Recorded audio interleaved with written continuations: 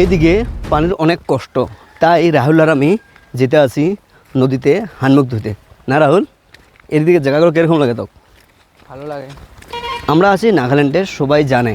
আর নাগাল্যান্ডের চতুর্দিকে পাহাড়, জঙ্গলে ভরা, পাথর অনেক আছে।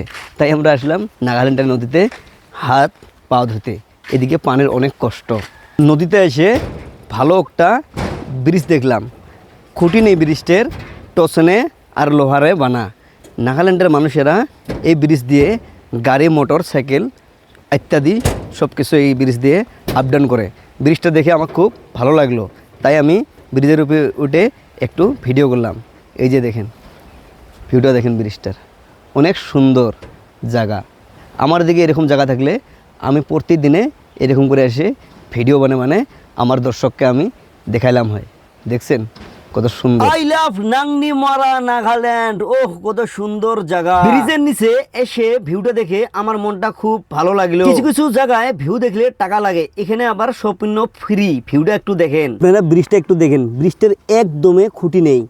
আর দেখেন পাথরগুলো দেখেন, অনেক মাটির মতো করে দাঁড়িয়ে গেছে। পাথরগুলো দেখেন কীরকম গোল গোল সাইজ, আবার গাঢ়া হয়েছে। দেখেন অনেক সুন্দর। এই দেখেন পাথরগুলো দেখছেন কীরকম করে হয়ে গেছে। নদীর ধারে ধারে এরকম হয়ে গেছে। পাথরের সাইজগুলো দেখেন অনেক সুন্দর। রাহুল আর আমি এই নদীতে যাচ্ছি হাত আর পা ধুতে। এই নদীর পানিগুলো দেখেন একদমই পরিষ্কার না, ছাপা পানি না, ঘোলা ঘোলা টাইপ পানি, মাটি মাটি টাইপ পানিগুলা। কেন জানেন? এখানকার মানুষেরা এই নদীর পাথর তুলে তুলে টাকা ইনকাম করে। তার জন্য নদীর ধারের আগে এরা পাথর তুলতে আসে, আর এই পানিগুলো তার জন্য ঘোলা ঘোলা আসতে আসে। দেখছেন? আর আমি তো খালি পাও হাতটা দিলাম, ঠান্ডা। আর রাহুল দেখেন কত নিচে নামছে।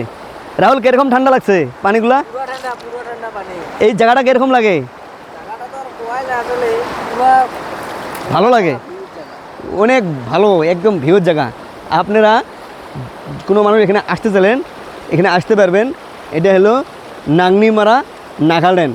আসামের থেকে অল্প একটু ভিতরে আসলে আপনারা পাবেন। এই জায়গাটার নাম হলো নাংনিমারা। আর নদীটার নাম কি আমি জানি না। আমি আসছি আসাম, বঙ্গাইগাঁও থেকে।